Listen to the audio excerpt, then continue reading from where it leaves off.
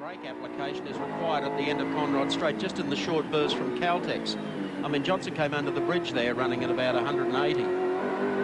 Just phenomenal speed. Interesting that these two, Johnson and Cleland, should be going at it hammer and tong here. Richard, they had a slight verbal altercation yesterday, I understand. Yes, I think they had words with one another.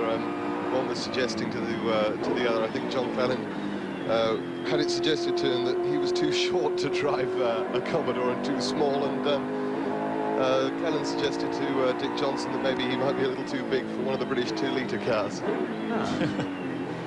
Well, thank you to Dunlop, of course, for assisting us to provide you with that telemetry coming out of the 17 car. this panoramic view aboard Shell 17 Falcon will give you some idea of just how quick, and look how fast he closes on one of the smaller cars there. And you can imagine if there was an error of judgment or the guy in front didn't see him coming up in the rear view mirror, why the guys in the big V8 cars are so concerned about the speed differential at Bathurst this year. Tony Longhurst just phoned in with a track report. It's about 28 degrees surface temperature on the track. He said the track conditions, what he would expect, fairly normal. He said a little greasy in a couple of spots. Cameron McConville, we've been following 17 coming down to Forest Elbow, the exit there. And Cameron McConville, who stepped in to take over from Paul Radisich in the number 18 second car, is actually quicker than Dick Johnson at the moment and doing similar times to our race leader, Jimmy Richards, who has completed 42 laps on the same lap. Car number 11, Larry Perkins, 36 seconds behind, and 51 seconds behind the race leader in third spot is Wyn Percy in car number 15. This is an absorbing battle, the battle of the co-drivers. Greg Hansford and Jim Richards just throwing about 30 seconds around between them. The gap sort of grows and then diminishes as they hit lap traffic. But we're playing with 30 seconds between first and second. This should be an absorbing contest. And good to see Greg Hansford having a strong ride at the front of the field. He's done very well the last couple of years for the BP Mazda team with its approach to the 12-hour classic here at Mount Panorama. And here is the full and Peter Fitzgerald Diet Coke BMW into the pits. Looking back down the leaderboard, John Cleland out to 7th, Neil Crompton to 8th.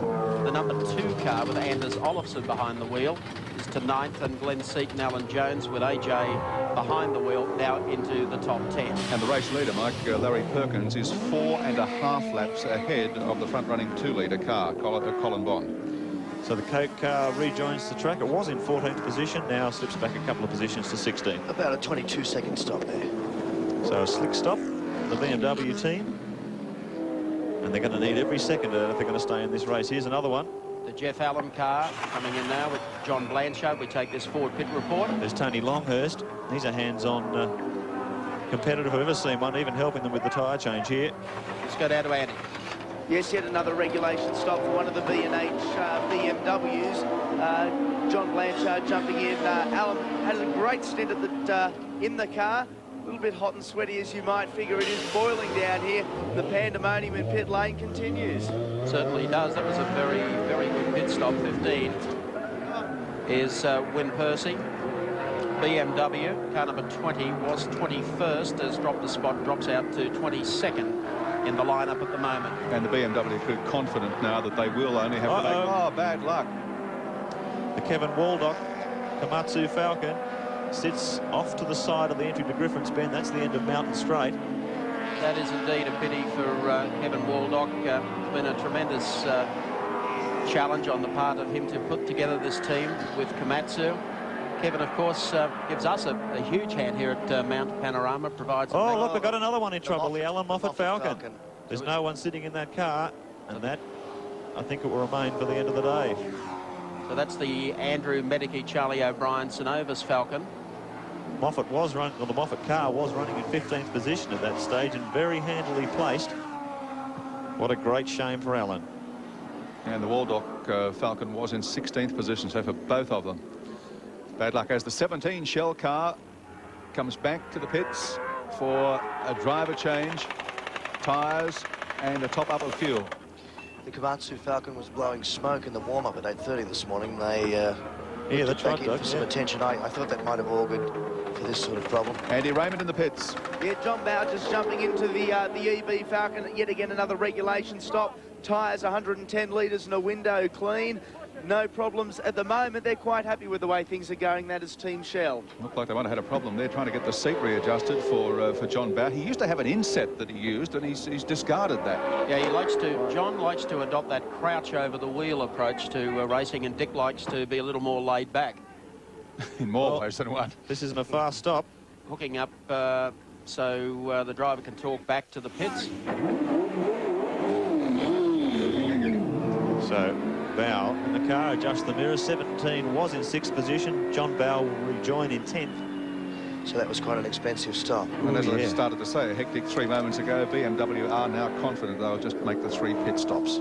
All the BMWs have come in as they planned on the 39th, 40th lap. Brad Jones, meanwhile, hard at work in car 16.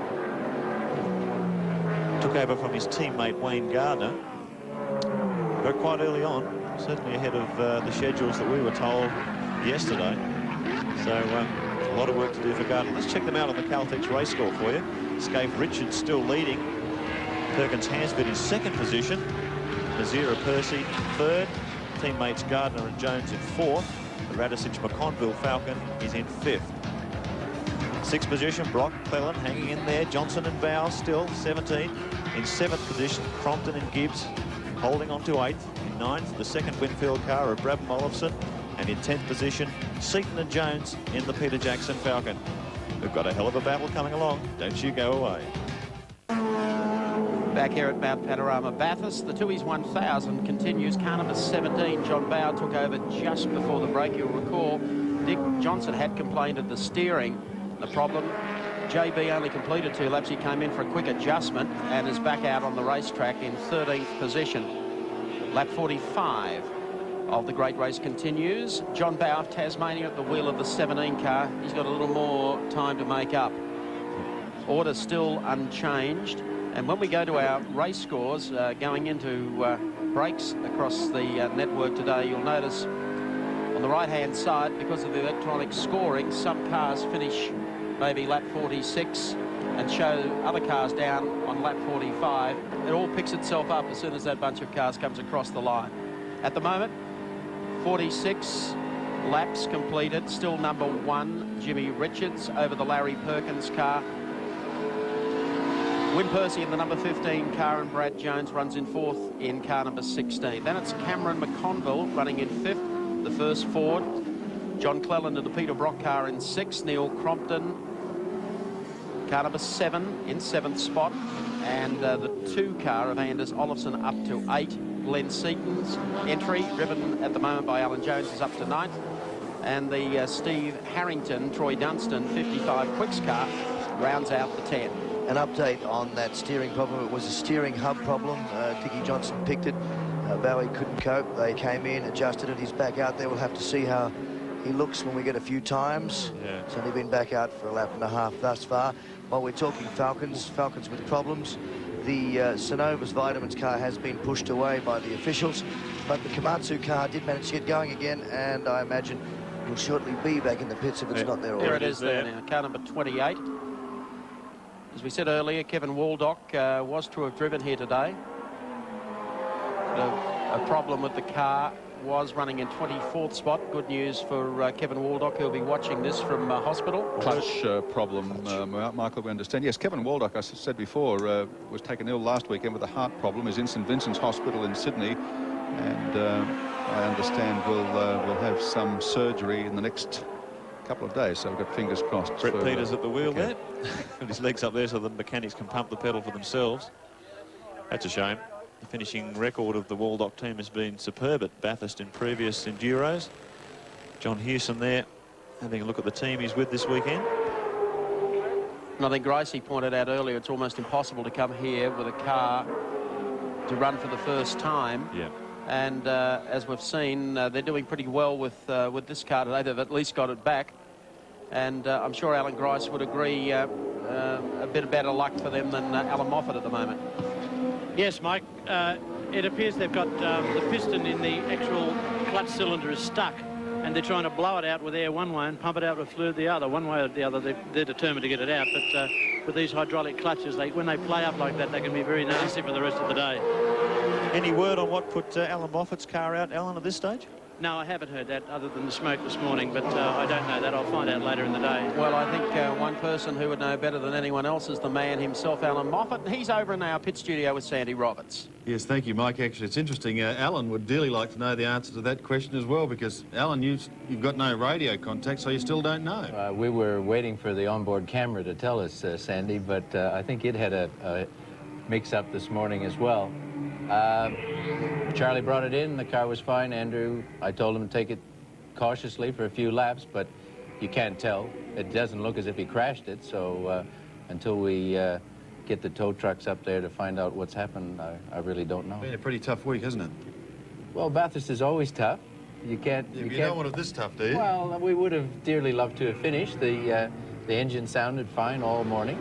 We had a perfect pit stop, right on schedule for our sequence that we wanted to run the event, and it was just quite strange for it to stop. I don't know. Alan, just in closing, a lot's been said for a long time now about the aerodynamics. Are there advantages, are there not advantages? The Commodore been able to sneak ahead because of it. What are your thoughts? Do you believe they have an advantage? Certainly, Mark Scaife's performance at the moment is overwhelming. Some of the other Holden cars are not going as well. There's Andrew walking back, waving. He's happy. He doesn't have to work anymore today. It's a long walk back from the top of the mountain. Well, it's bad luck for him. I was against the mid-year change to the regulations, which gave the Holdens a catch-up. In a business as competitive as this, where you try to plan for a year, it's nice to know that your efforts are going to be rewarded for the whole year. And I think in that respect, the midterm homologation or the catch-up wing package for the Commodores was against the spirit in which we've operated for many, many years. And I'm sure it'll never happen again. Yeah, well, but in terms of where the Commodores are and where the Falcons are, the picture says it. Well, he's certainly off the track. Doesn't seem to be too much damage. No, but we'll let you go and catch up with your crew and find out just exactly what's happening. Disappointing way for you to finish because you've been part of the race for so many years, but I'm sure we'll look forward to seeing you bigger and better than ever next year, Alan. Thank you very much, Sandy. Thank you, Sandy, with Alan Moffat. So, this pit stop between, the 15-car Thomas Mazzera. Richard Hay is down in the pits. It looks fairly orderly, Richard. It should be, Mike, yes. When Persis jumped out, he overshot the pit a little bit, and they had to push the car back. Apart from that, Thomas Mazzera in, car back into the race, and none of the tyre problems that they had earlier on, which apparently were caused by running too hard on full tanks early on in the race. Thank you, Richard. We've got a problem with John Cleland. Listen to that. Oh, that's transmission drama. Yeah. You can hear the clunking away there. Yeah, it could be drive shaft. There's all bits and pieces flying up off the floor. Oh, yeah, it's gearbox. Look at that, right beneath the floor. Bits of metal everywhere. Dear, oh dear. 05 was in 6th position and looking very strong. Look at the fragments all flying around inside the car there. It's going off like a saucepan full of popcorn. There's John Cleland. He's undoing the belts. He's something uncomfortable up there in a moment. That sounds like a major transmission failure aboard the 05 Commodore. It's a real shame that a certain degree of unreliability has crept into the Brock team over the last 5 or 6 years, and once again the 05 has failed when in a strong position. He said it might be bigger than a Vauxhall, but by goodness me, it's noisier. Will he make the pit? Being sprayed with iron filings. It'll be a surprise if it is the gearbox. These 6-speed Australian It would surprise transmissions are very, very bulletproof. Hollinger is just a fabulous transmission, and Cleland's just talking to his crew now. I think he's trying to advise them of what to prepare for. Look at the way it's shaking our race cam around. There's a major vibration going through the car.